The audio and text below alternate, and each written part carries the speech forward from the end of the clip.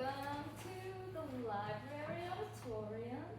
My name is Mikayla. You all are here because you know who I am. Thank you for being here.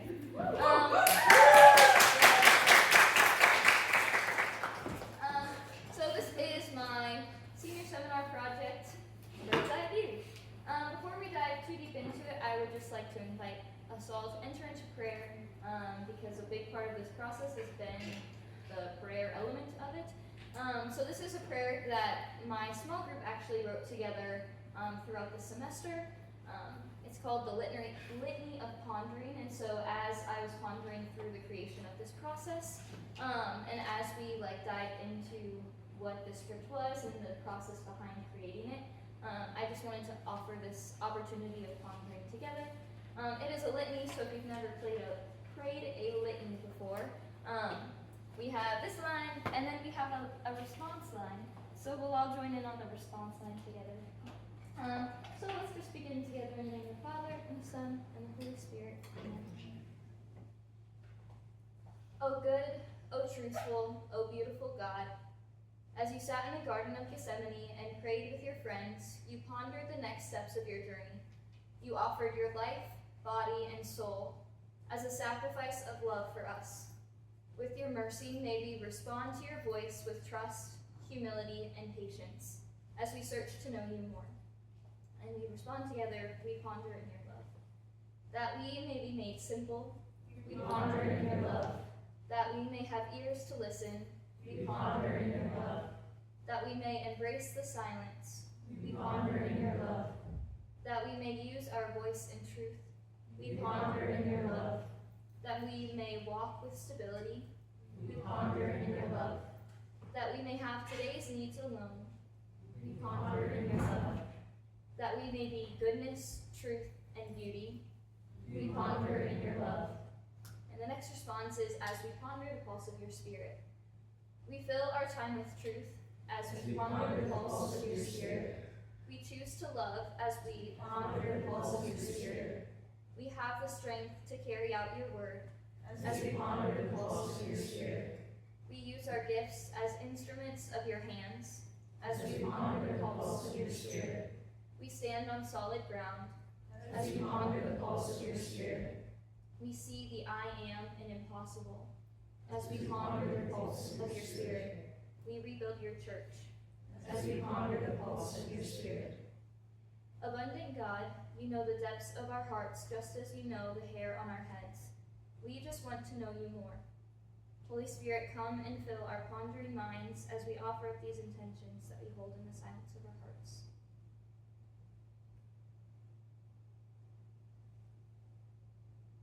Amen. In the name of the Father, and the Son, and the Holy Spirit. Amen. Cool. Thank you for entering into that time with me, everyone. What are you here to do? Why are you here? This is part of the Theater for 90 Senior Seminar, also known as a Capstone for some. I'm presenting an original script that was written and sort of designed, not really, but it's okay. The idea of it was by myself, and it's a collaboration of both ministry and theater. I'm a double major in pastoral leadership and theater. And I really wanted to use this opportunity to combine both of my majors in a way that unites faith and spirituality with art.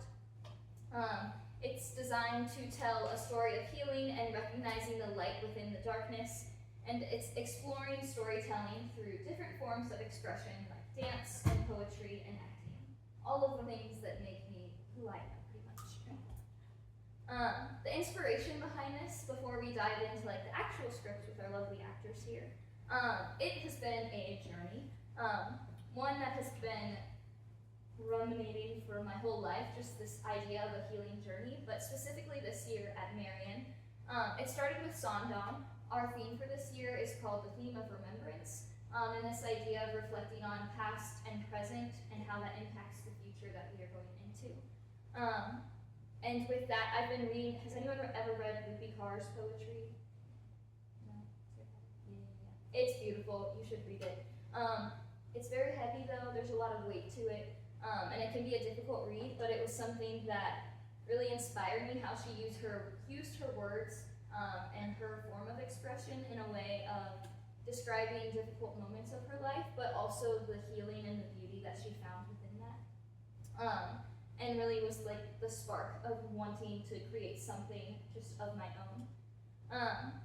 Then moving a little deeper into last semester, my final for one of the classes that I was in was musical theater dance techniques, and we watched this production of Passing Strange, which the author wrote a story and put movement to the expression of all of the things that were happening in the dialogue.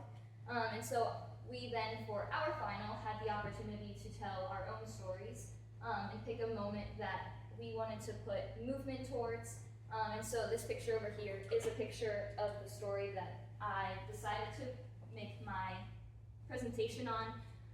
And it was a movement piece to my experience of climbing Croagh Patrick in Ireland for the first time, one of like the first pilgrimages I ever went on. But it was this idea of taking a memory that we have and putting our own artistic spin into it. And then this semester, I'm a part of Theater 245, I believe it is. That's dramatic literature and performance. We've read a plethora of plays and scripts and seen a bunch of shows. But there were two that really stuck out to me. No Exit by Jean-Paul Sartre. He's an existentialist philosopher, crazy, that wrote the play. And the idea of it's these three people sitting in a room that's considered hell, up to audience interpretation. We could talk about that later. But it's three people sitting in this room, and so I was really drawn by this idea of being trapped in one's own mind and the idea of being stuck in one's own mind and the exploration of having other people in there. And then The Glass Menagerie by Tennessee Williams.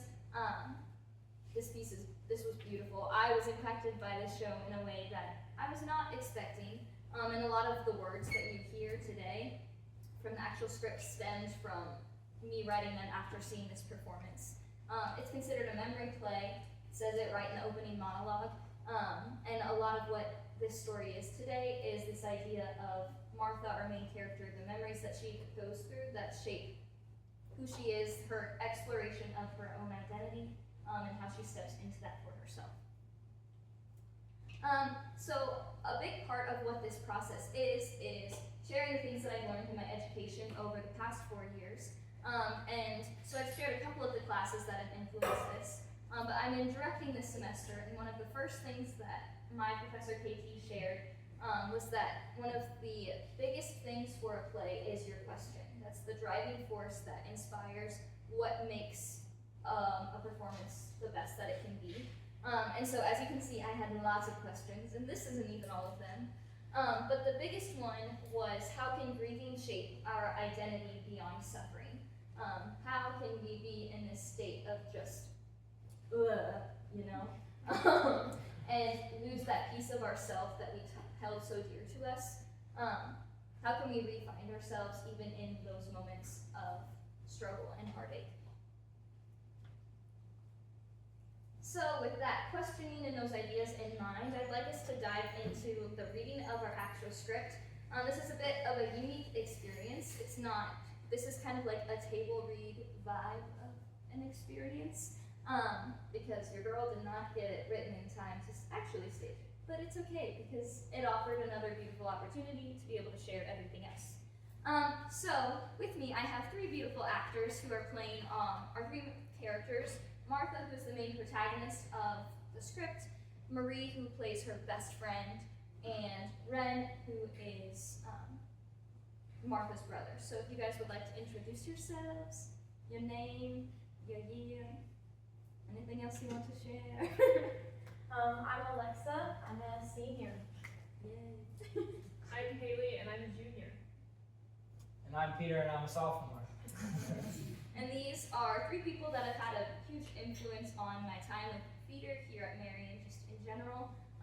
And so they've been gracious enough to dive into the script with me. A special thanks before we get into Bethany Worrell, who had to step out, and Christopher Steggy. They've kind of been very much my rock in this process throughout the semester, of really driving me to keep going and to just explore all of the opportunities that this play could be. So thank you, I appreciate it very much. And also just one other announcement. There are some heavy topics that are brought up within the script, just for your own safety and your own comfort and respect. If you need to take the space for it, I invite that and welcome that space so openly. If you need to step out or just take a breath, it's welcome. Yes. So, as we get ready, I invite you into the bird's eye view. This is the premiere reading of it, so exciting for all of you. We start, this is Bethany Worrell's beautiful drawing of what my brain was word vomiting to her during a brainstorming activity. This is what the set would kind of look like. So we have Martha's bed. It would be like this idea of her reality room. These lovely little boxes right here there's 3 locations. There's Martha's room, there's these boxes, which are the inner room of Martha's mind. It's this idea, throughout the script, there's a notation of voiceovers, where the actor would just be doing the movements and doing the physicalities on stage while a voiceover of the lines are being read. That's this idea of she's in her inner room. And then the circles are 4 lovely trees, where the woods, where a lot of her memories take place, are in these woods. So with that, actors, are you ready to dive in? So we enter into Martha's room. She's just hanging out in her bedroom, talking on the phone with her friend Marie, and we enter beat 1.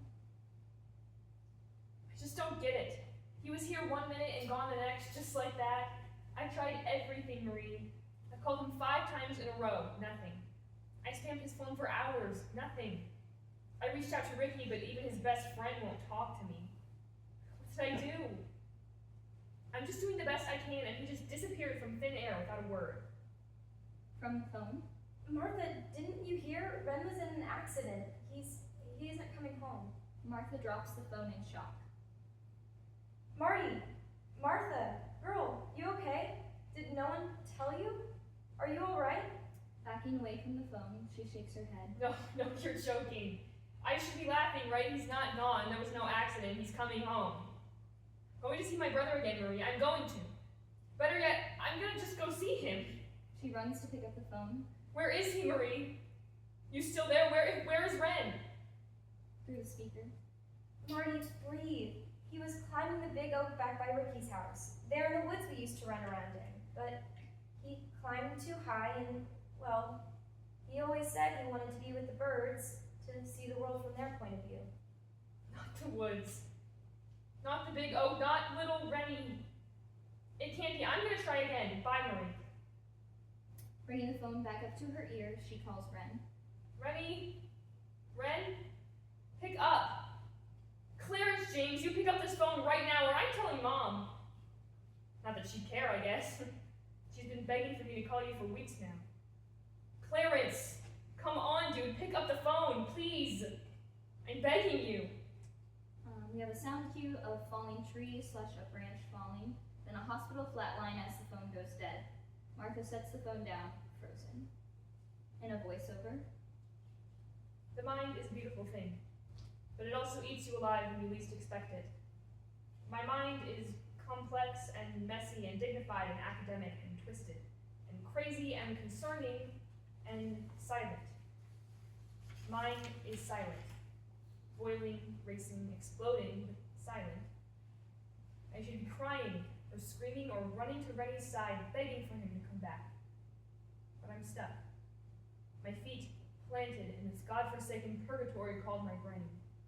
No one gets out, no one gets in, just me and my thoughts. The lights shift to a memory state and we cue reflection music and enter beat 2. Come on, Rennie, you slowpoke. Martha runs around the room joyously and back in the woods. Oh, this water is cold, but I'm still gonna win. Enter Marie and Ren running around, chasing Martha, playing tag, but through the water. Not if I catch you first, Martha Lou. On the count of 3, Rennie, we get her. 1, 2, 3. Marie and Ren prep to jump Martha and pull her into the water, but freeze as Martha remembers the story in a narrator fashion. We were so little back then. Even then, Marie loved Rennie. She did didn't matter if that meant threatening the best thing that ever happened to her, me, of course, her best friend. They eventually catch up and pull me down into the river. Marie and Ren cross, showing the shove, and peel over laughing. I'm flailing and flopping and screaming words I probably shouldn't know yet. But my feet hit the ground, and the water fills my lungs, and the world disappears because it's just me, and Rennie, and Marie. And that's how it will always be. Ren walks up to Martha and grabs her hand. They dance, and Marie sits below the trees and watches. It's you and me, sis. The river, the rocks, the trees. We are rooted to the ground like the blood in our veins roots to our soul.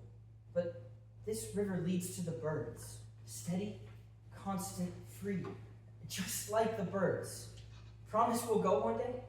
Promise? Lights flick to reality as Ren and Marie disappear from the stage. Martha, about to go in for a hug to Ren, is stopped in confusion. She looks around silently, then starts looking around her room, trying to find her brother. Rennie, this isn't funny. I'm not playing games with you. We're too old for hide and seek. Come out wherever you are. And we enter beat 3. Convinced that Ren is playing games with her, she frantically starts searching throughout her room, but he is nowhere to be found.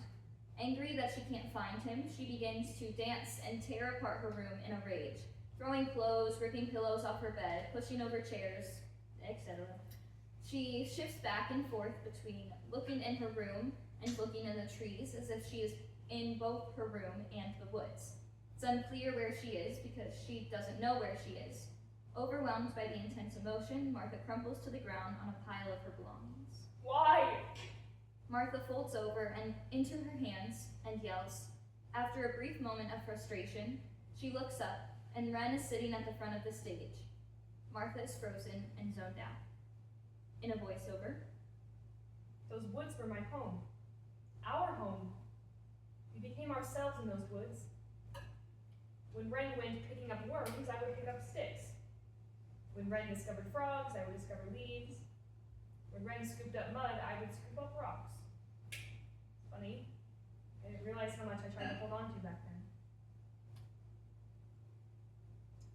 walking toward Ren at the edge of the stage. Do you know how hard junior high was for me? Marie stood by my side despite the mean girls in my class, or that boy who tried to embarrass me in front of the whole school. Who does this sitting in red paint joke anymore? Turns out Ricky does. Stupid jerk. He traumatized me in front of everyone, Ren. The kids chanted, "Martha Lou has red poo, Martha Lou has red poo," and then would high-five and laugh hysterically. You did too, Ren. What the heck? If anything, that should be concerning. I needed you, and you left me in the dust. You were supposed to be there, and you weren't. Where were you, Ren? Starts questioning the death, entering back into a reality state, voice raising now. Why'd you go back? Why couldn't you stay on the ground? Why'd you clip your wings? Pulling out the notebook Ren gave Martha years ago. Shh. Take a breath and take my hand. Your words are loud and hard to understand. Remember this all those years ago? The pen, the paper, the story you tell is a voice to go. Beyond the eye, beyond the heart, and onto the wing of a bird so smart. Blink and you'll miss it. Smile and you'll forget. So please, just come sit and let the air carry your breath. Confused, angry, tired, Martha runs to Ren and takes the notebook. Ren exits slowly as Martha flips through the pages, and we enter beat 4. In a voiceover, as if being read from the notebook. Find your voice. Write it down. Send it like a pigeon. Through each stroke and gust of wind, these pages are the trees we breathe, the stories we find back home. This is yours to write. Love, Ren. Martha takes a deep breath, grabs a pencil, and sets the notebook down in front of her. Ren and Marie enter into the inner room. Marie is dressed as Martha, but within Martha's inner mind room. So it's like Martha's imagining herself and her brother in her brain. It's just described as Marie in here. Allow that to not confuse it. Martha begins to try and choreograph or dance the writings in her notebook. As she dances, Marie and Ren do the dances as if they were being choreographed. Martha offers a move, and Marie and Ren try it out but fail. Ren changes the move, trying to pull Marie to his side of the stage, taking over Martha's voice and the dance. Martha scratches out the notebook every time Ren speaks over her. Marie grabs the notebook, trying to pull her identity into her inner room, but Ren grabs her and flings her to try to cross this barrier in the trees. This plain that's between the inner room and then the big oak tree, which is this was a stage. Right. In the toss, Marie loses her grip of the notebook and it releases in front of the tree. Marie then exits and everything freezes. Ren stops, stares at the notebook, and slowly turns around to look at Martha. Ren slowly exits, and we enter beat 5. Martha is left alone on stage, staring at her notebook lying by the tree. Martha pauses, staring at the notebook expressionless. Slowly, she makes her way to the tree, but pauses just before crossing the barrier that Martha has been avoiding this whole time. Rennie was something else. Knew every part of me more than I did, but refused to admit we were blood. Made fun of me so much with his friends that he stopped hanging out with me altogether. Until one weekend, back in high school. We were hanging out with a group of our friends. We each got to invite 2 friends, so naturally I invited the 2 people who made up the 3 amigos. But Ren had other plans, I guess. We were camping and the 6 of us trailed out to our favorite spot in the woods. Our woods. When it got dark, we naturally thought that this was a good time for ghosts in the graveyard. We established boundaries, split into teams, and we went our ways to prepare. Everyone split up, and Ren was seeking out the people to tag, or whatever it's called.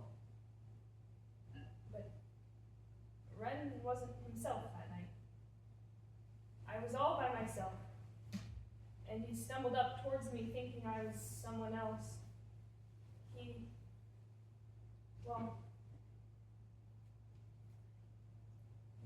grabbed me and shoved me up against a tree.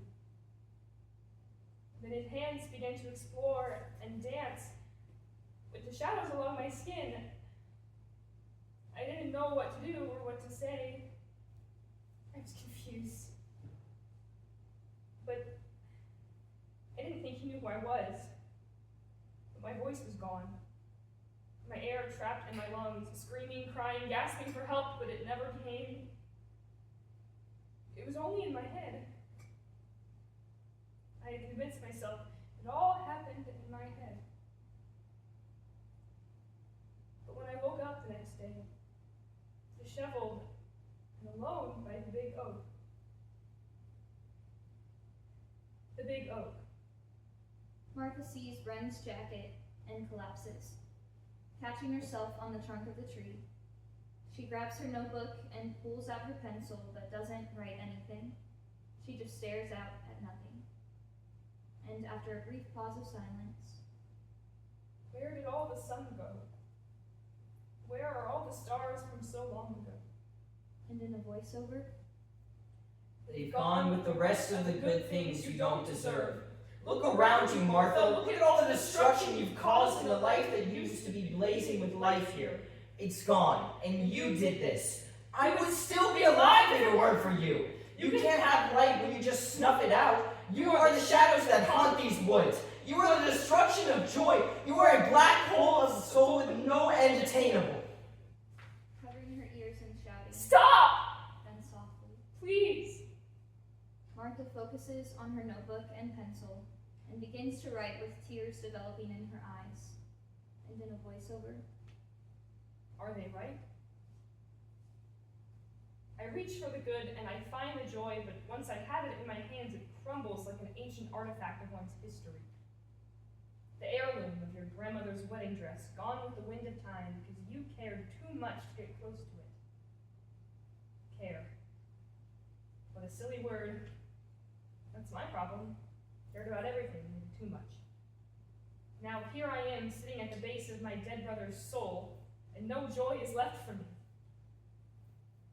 Ren was everything to me. But Ren when you need to be nothing to me. You get to be free and fly with the birds, fly into the sky that releases all darkness.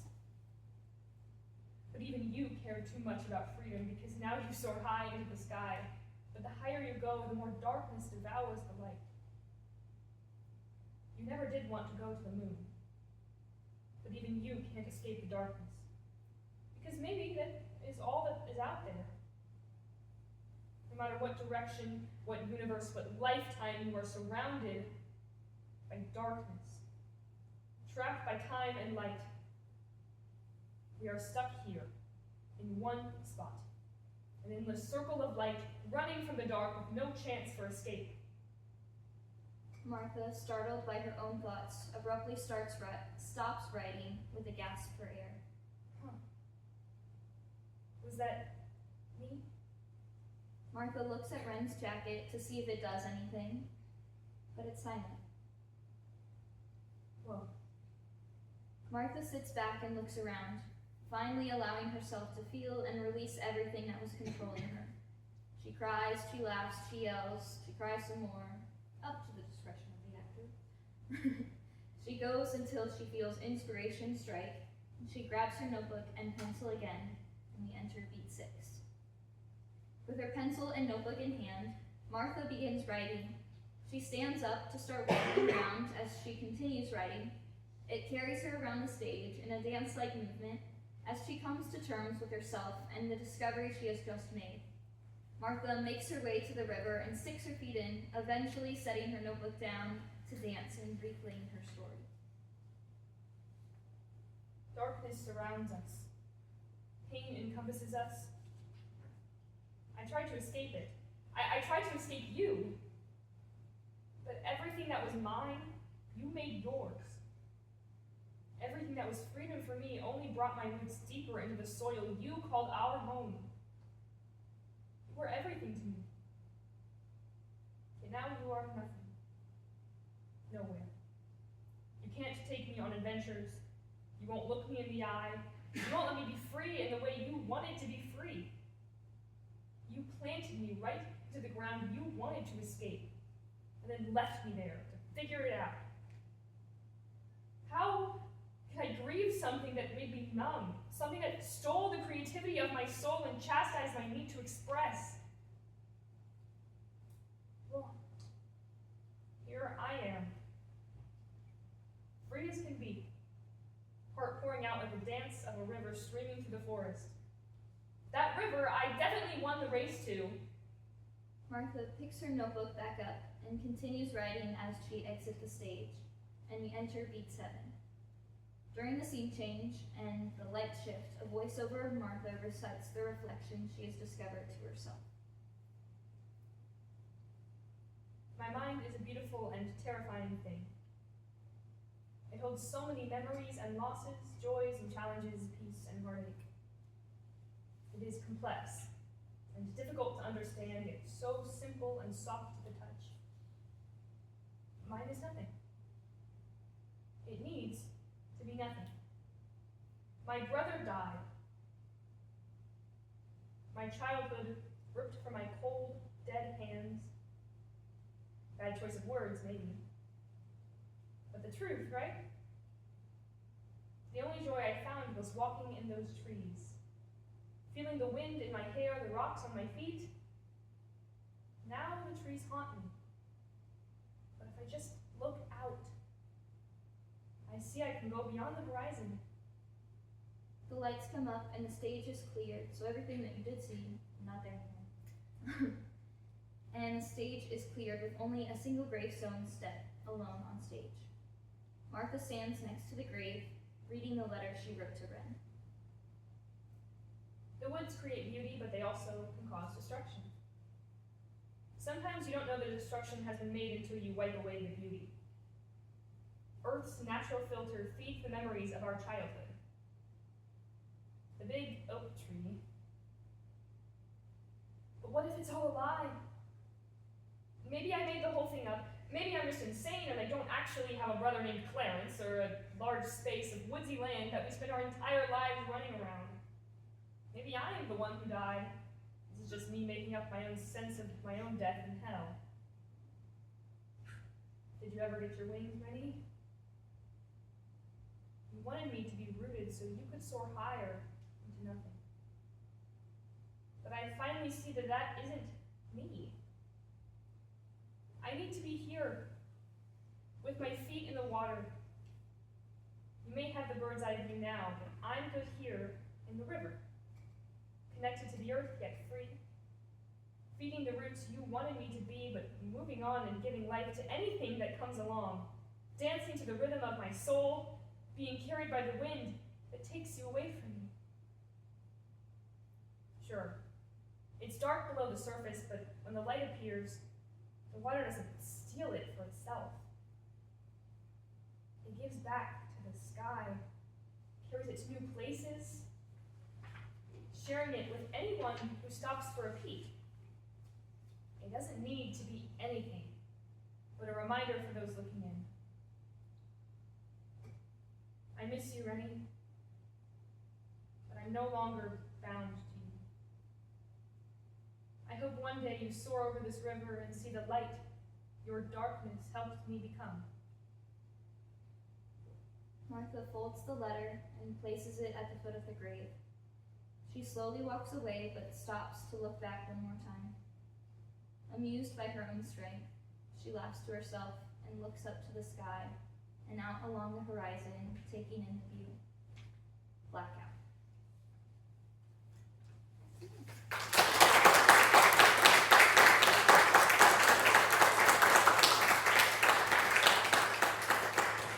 So let's all take a deep breath together, because that was crazy. Yes. Cool. Actors, you can sit down. Can one of you hand me that instrument?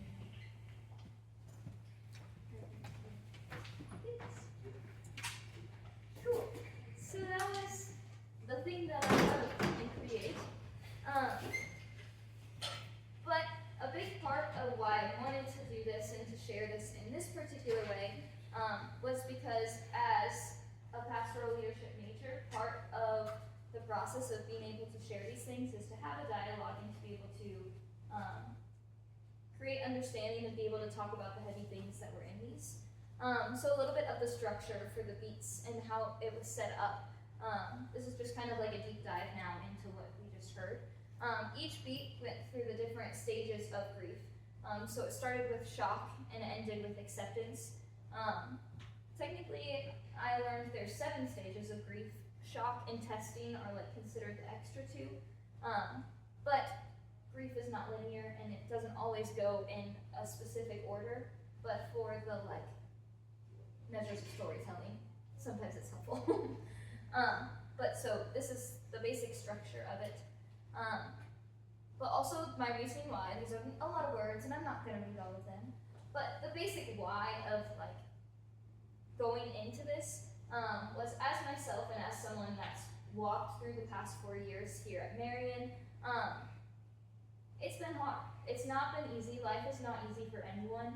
And we all have our own ways of sharing those things that are difficult. I'm not very good at doing that. But art is one thing that I've found that I'm really able to express myself and share the things that are in my brain and in my heart in a way that I don't have to like necessarily say directly out loud. And my faith has been something that's really shaped and directed that ability to be able to create and share my faith and my art in a specific way. Another element of my directing class was knowing the why of the script and knowing the why of producing it or sharing it with the community. And so why am I sharing it here at Marian? We faced a lot of loss in our community this year. Just around the board, in our leadership on campus, in the friends that we are sitting in this room together, in our own personal lives, in our church. We've just faced a lot of loss of loved ones or important people in our lives. But we're also called to be transformational leaders here. And part of that is being able to take the changes and the hardships that we have and find ways of navigating them and finding ways of bringing those topics to life in a way that we can bring light into them. And why now? death is such a common topic in our lives right now. It's morbid, but it's also a reality that we face every day. Within the past 5 years, we had the coronavirus that wiped out a whole bunch of people. We have massive school shootings. We're at the age where a lot of our families are at an old age, and so they're not living as much or as long because of illness or just age. So it's very prevalent in our lives right now, and it's something that we need to do something about. Otherwise, it kind of just that's the only way I can explain it. And why me, why us? Light starts with a single spark, even in the darkest of places. It could be as simple as reading a poem or something like that just offers a little bit of light. You never know if it's your light that brings light into someone else's life. So this is my attempt of being a light in a dark place. And knowing my why has shaped a specific concept that inspired this project. So I'll just read this word for word because this is the basis core of why I wrote and what inspired what I wrote. In a world full of darkness, we are the masterpieces of light, intricately designed to breathe life and to light into all that we do. Though we are chained to darkness as roots cling to soil, we are formed to weather the storm, so when the light does appear, it melts the chains of darkness and forms a new masterpiece of hope. As an artist, hope is my core word I've learned this year. Hope. So these, in my creation, I took over Pinterest. And this is just a little snippet into what the Pinterest board started. When I really found I was hitting a wall with what I was writing or what I was creating, I really looked to other people's art and their creations to be able to release my own brain and give myself the freedom to explore where the Lord was moving me to. So these are some of the original images I first saw when I was presenting it to Chris. And then these are some of the further ones upon more discovery. I love this one, and I think it beautifully represents this story, but also the idea of being Franciscan ministers as well. This idea that between a tree stump and your fingerprint, you don't really know which one is which, because we are rooted to this nature and we are rooted to the earth in a way that helps us explore and navigate what we do. And then the forest, because trees. And I love the quote, "I make art to show my soul that I am listening." As pastoral people, we have to find the ways that we can share our hearts and our souls. And in my time here at Marian, I've discovered that this is how I show my soul, that I'm giving myself attention in a time when I don't really like to do that or know of other people that share in that same sentiment. This is my attempt at sharing, one way that I try and be a nice human to myself. And then this one is scary. But this is Martha. This is kind of how I envision Martha to be, this idea of her being rooted, but also the bird of claiming her identity of her lovely brain. But the different elements of how she can express herself, or this idea of roots looking like veins of the body, finding what's in her soul.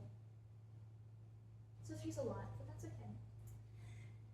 Yay, themes. Basically, if you haven't caught on yet, these are the basic themes. This idea of grief and how do we navigate them when we are having the loss of someone that may not have been the nicest human to us the whole time. Or this idea of identity in the loss that we have. Do we allow that loss to overcome our identity, or how do we shape it and create a story for ourselves? And once we've discovered that, how do we express it and take ownership of it? And then a major element of how I developed in the structuring of my project was the theological alignments to it. This is not theologically sound at all, let me preface. But these are things that my brain likes to connect, because that's how my brain works.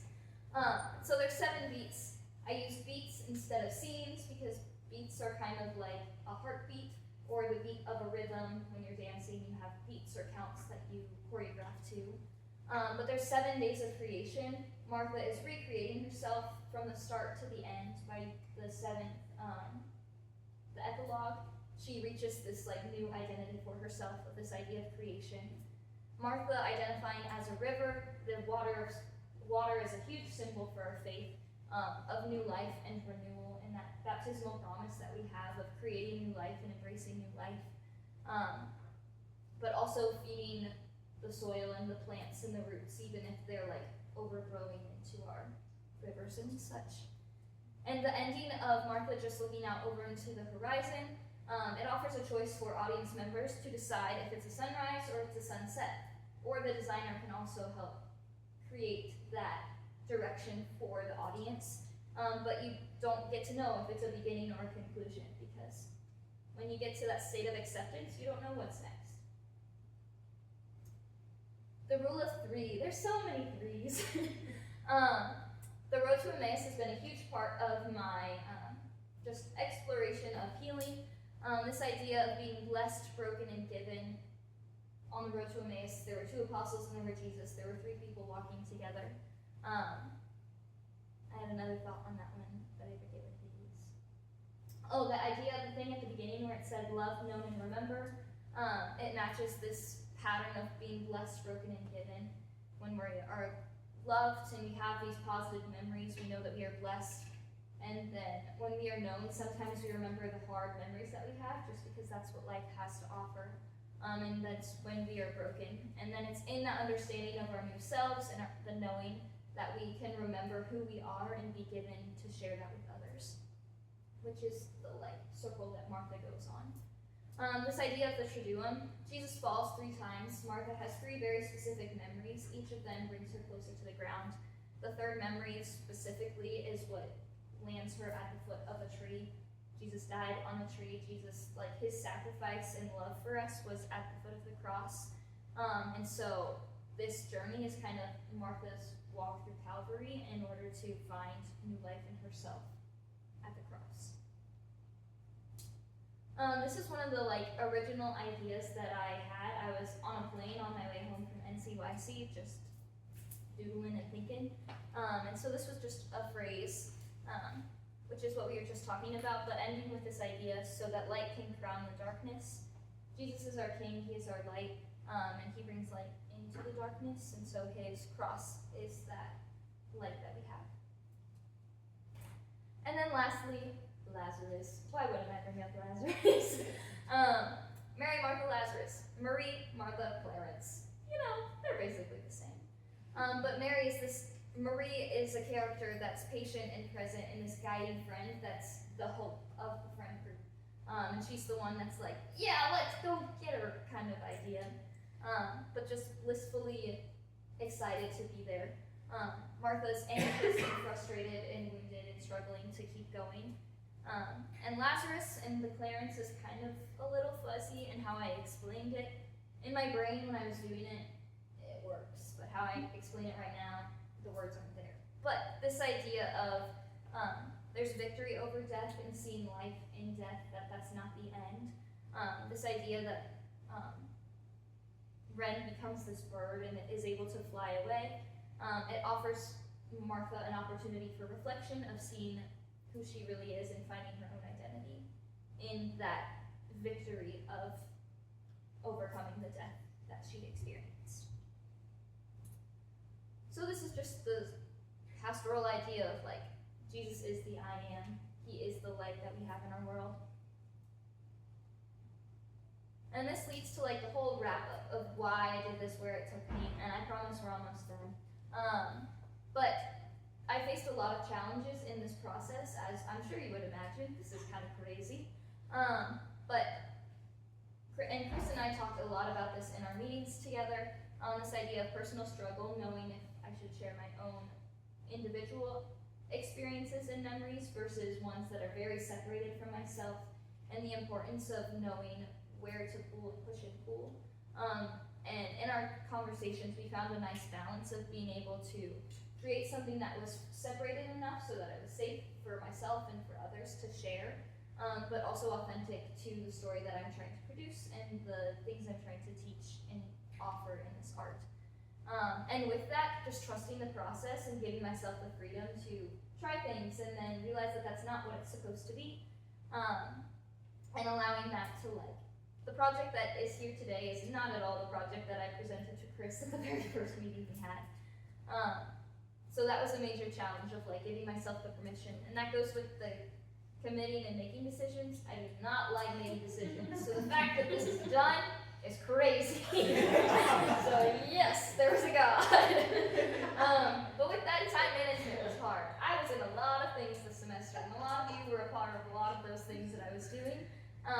And so finding the balance of how to be a creative individual, how to be a student, how to do all of the things was a challenge.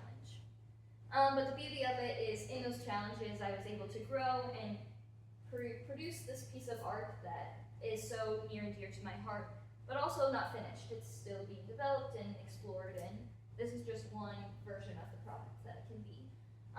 And so the growth that I found is that I have a voice that I can share, and the things that the Lord is inviting me to explore are things that need to be shared and need to be brought into discussion and conversations. Whether I agree or not, it's a thing that just has to happen sometimes. And in this idea of reflecting on the light of Christ, in all of the dark memories and all of the hardships that we face, whether they're really big dark things or I didn't get that cookie that I really wanted, dark things, because that's a dark thing. Christ is there in all of it, and being able to notice all of that and see where Christ has been within the art of producing has been very cool. Another growth opportunity is collaborating.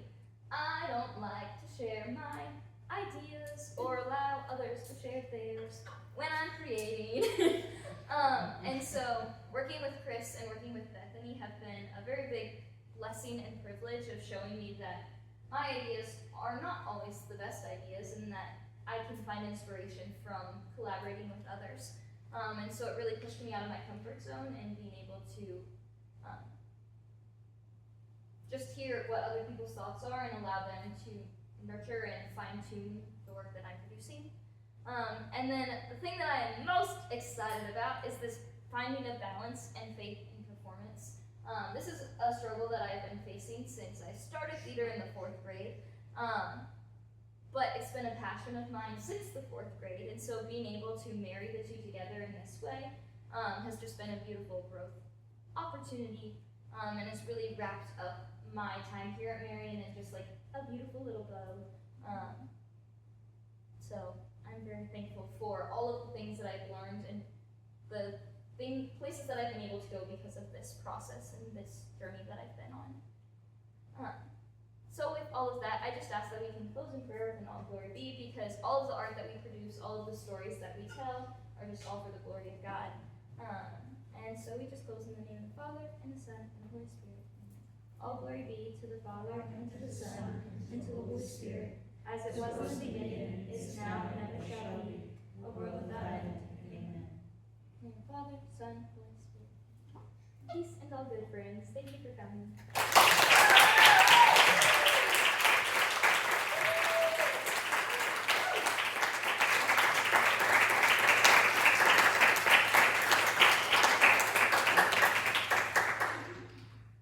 Some questions. Does anybody have any questions for Mikayla? Because it's wonderful when we can have an opportunity to also hear back from our audiences and learn from that experience.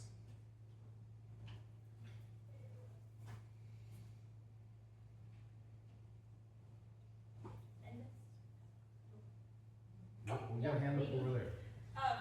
This was a really cool project. Very nice job.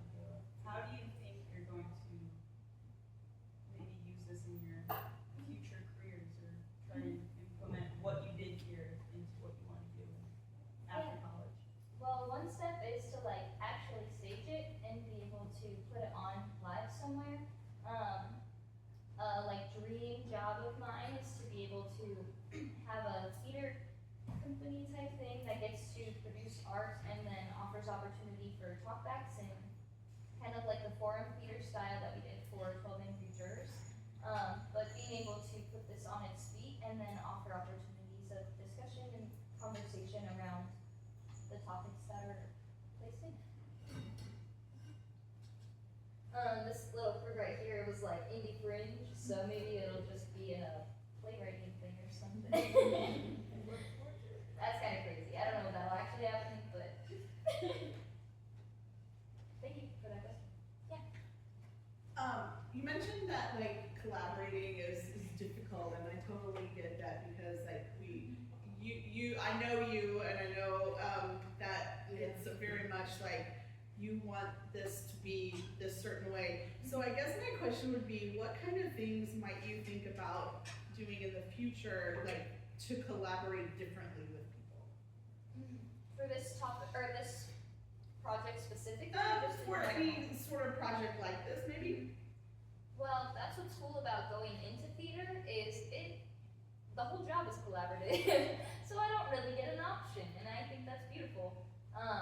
Because whether I'm going into a show as a performer or on the artistic team side of it, as a performer, you're in a cast, and so you're working with a group of individuals. On the design team, you're also a part of, it's called a team. So being able to, one, get job opportunities will just naturally put me in those positions.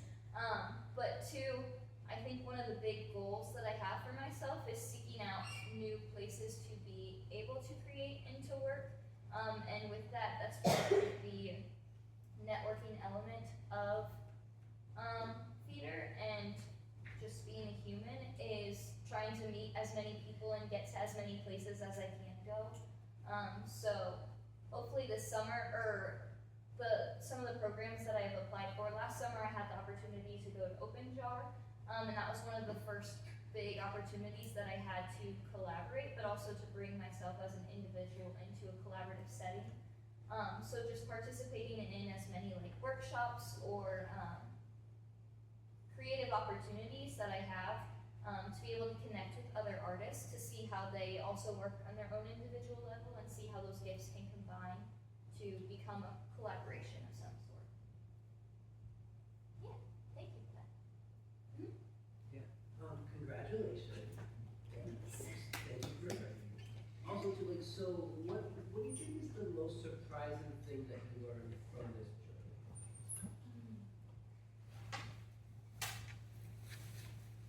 How hopeful it has and bright it has made my semester. Because I've been sitting in these like hard, heavy. I mean, you saw those Pinterest pages. It's just been a lot of like heavy things after heavy things, and a lot of the relationships and the people that are in my life have also just been navigating a lot of hard,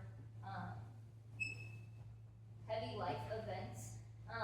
But this is the most joyful and like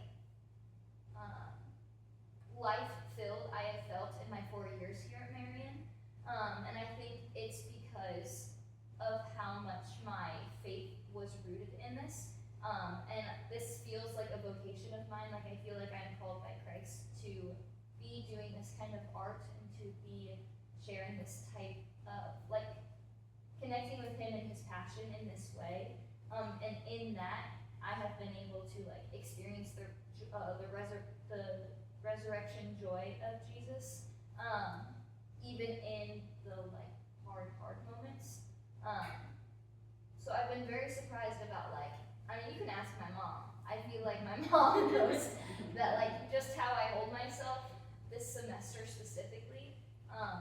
There's just a level of peace in my life that I would not have suspected would have been in all of the things that are going on.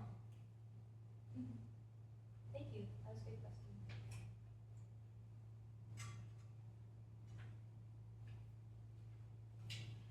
Anyone else? Thank you all for coming so much. Thank you. Standing up.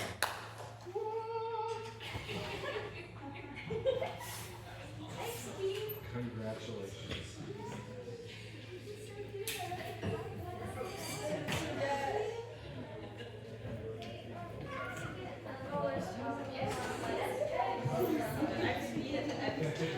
Are you